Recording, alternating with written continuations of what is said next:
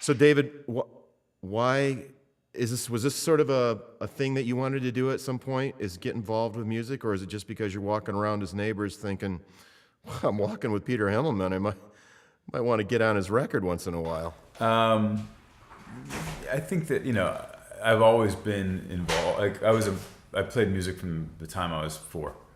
So I was a musician from the time I was little, and a great lover, like a lot of people, just a great fan of music. Certainly when I started to do theater and films and television, I was really always involved with the recording of it, because I did sound design and I did soundtrack, and I did had heavy hands and that sort of thing. So Peter and I have been friends a long time. There was never sort of an earnest or clear direction to making a record together ever. It was actually kind of a collision. There was no.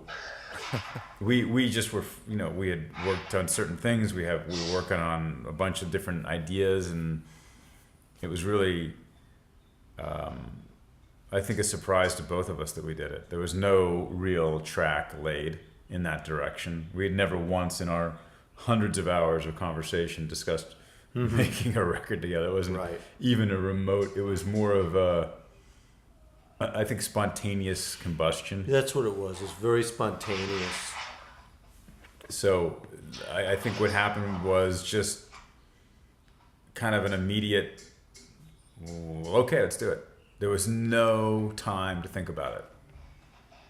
And I think Peter works best that way.